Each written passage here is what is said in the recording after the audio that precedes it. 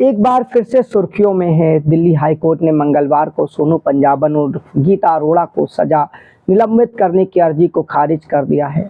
ये जिसका धंधा करवाने वाली एक कुख्यात है।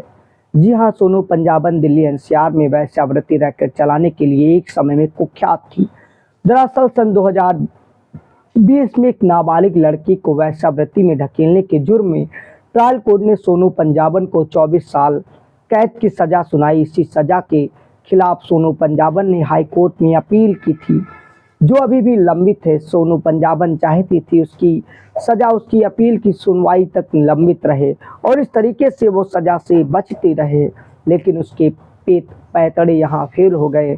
इसलिए उन्होंने हाई कोर्ट का दरवाजा खटखटाया। मामले में 20 साल की सजा काट रहे संदीप बेदवाल ने भी सजा निलंबित करने की अर्जी दी थी, जिसे कोर्ट ने खारिज कर दिया है। सोनू पंजाबन एक समय कुख्यात यानी जिस फरोशी का धंधा करवाने वालों में शामिल थी। सोनू पंजाबन का असली नाम गीता अरोड़ा है। कभी दिल्ली एनसीआर में सबसे बड़े सेक्स ट्रैफिकिंग रैकेट चलाने वाली सोनू पंजाबन को लेडी डॉन के नाम से भी जाना जाता है। 22 जुलाई सन 2020 को एक ट्रायल कोर्ट ने सोनू पंजाबन को एक नाबालिग लड़की को वेश्यावृत्ति में ढकेलने के लिए पॉक्सो अधिनियम के तहत दोषी पाया और 24 साल की सजा सुनाई। कोर्ट से सजा पाने के बाद सोनू पंजाबन सभ्य समाज में रहने का अधिकार तो नहीं रह गया, लेकिन कोर्ट ने ये भी कहा सोनू पंजाबन ने महिला कहलाने की सारी हदें पार कर दी है। सोनू पंजाबन पर कई मामले हैं, लेकिन यह पहला मामला था जिसमें उसे दोषी पाया गया और सजा भी सुनाई गई। अन्य फैसलों और सजों में बहुत कुछ हो सकता है, लेकिन कानून का पैतरौल, पैसों का रौब और अपनी पहुंच दिखाने की कोशिश कभी कम नहीं होती। सोनू पंजाबन के देह व्यापार के धंधे में उतरने की कहानी बिल्कुल अलग है। दरअसल सन 2003 में गीता अरोड़ा की जिंदगी में विजय सिंह नाम का एक गैंगस्टर आया। उससे शादी करते हुए गीता अरोड़ा ने अपराध की दुनिया में कदम रखा। यूपी एसटीएफ ने 2003 में विजय अरोड़ा को इनकाउंटर में मार गिराया। उसके बाद सोनू पंजाबन की जिंदगी में एक और अपराधी दीपक की एंट्री हुई। बातचीत से शुरू हुई बात रिश्ते में बदल गई। कुछ साल बाद दीपक को आसाम पुलिस ने मार डाला। दीपक के बाद गीता अरोड़ा का अफेयर हेमंत सोनू से हुआ। हेमंत दीपक का भाई था। दोनों ने शादी कर ली और साथ रहने लगे। फिर से गीता अरोड़ा सोनू पंजाबन बन जाती है और फिर जिस फरोशी के धंधे में बहुत आगे तक ये क्राइम में बढ़ जाती है। अप्रैल 2006 में दोहरे हत्याकांड के एक मामले में दिल्ली गुरुग्राम सीमा पर पुलिस ने हेमंत की गोली मारकर हत्या कर दी। हेमंत की मौके पर मौत के बाद गीता अरोड़ा ने अपना नाम बदलकर अपने पति का सरनेम यूज करते हुए सोनू पंजाबन रख लिया। गीता अरोड़ा बनी सोनू पंजाबन। सोनू पंजाबन ने जिस फरोशी का धंधा जोरों शोरों से शुरू किया, वेश्यावृत्ति के मामले में सोनू पंजाबन को पहली बार साल 2007 में गिरफ्तार किया गया। तब लोगों को पता चला, हालांकि कुछ देर बाद उसे जमानत मिल गई। 2008 में सोनू पंजाबन को दोबारा गिरफ्तार किया गया। सोनू पंजाबन की मुश्किलें तब बढ़ गई जब उन्हें 2011 में गिरफ्तार किया गया। इस बार थोड़ा मामला आगे बढ़ गया।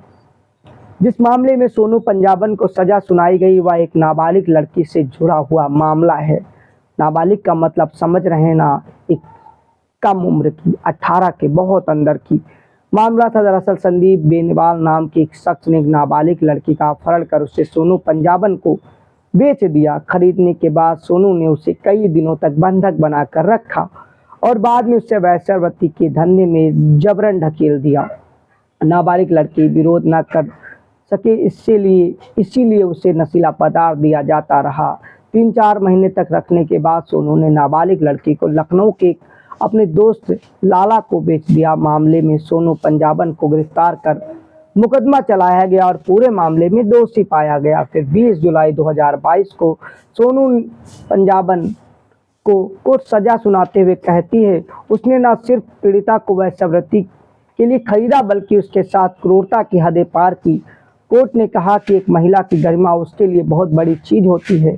एक महिला किसी अन्य नाबालिग महिला की गरिमा को इस तरीके से अपमानित करते हुए कैसे तार-तार कर सकती है। सोनू पंजाबन की शर्मनाक हरकत के चलते कोर्ट ने उसे किसी भी तरह की रियायत नहीं देती है। ऐसी महिला को महिला कहलाने का कोई अधिकार नहीं है, ऐसा भी कहा जाता है, उसके बाद फिर उसे 24 साल की सज़ा सुनाई जाती है। अपने कर्मों के दोषी होने के बाद ये सज़ा वो भुगत रही है और आगे भी बहुत से मामलों में जो उसके छिपे हुए राज हैं अगर खोलेंगे तो और लंबी सज़ा होगी। कहते हैं ना, अपराधी कितना भी शातिर क्यों ना हो, कितना भी ताकतवर क्यों ना हो, समय में वो ताकत होती है, उसे उसके कर्मों की सज़ा मिलती है और उसे सज़ा भी मिलती है। अब उसके पाप का घड़ा भरा तो आगे सज़ा की भी दहलीज आ गई है। हो सकता है पूरी ज़िंदगी जेल में कटे और बेलोल का झंझट ही छोड़िए अंतिम सांस तक, क्योंकि इतने अधिक बेकर्म करने वालों पर सज़ा की बौछार भी होगी। और कुदरत की लाठी तो ऊपर से अलग। विशाल की रिपोर्ट में ऐसी ही जानकारियाँ मिलती रहेंगी। जय हिंद।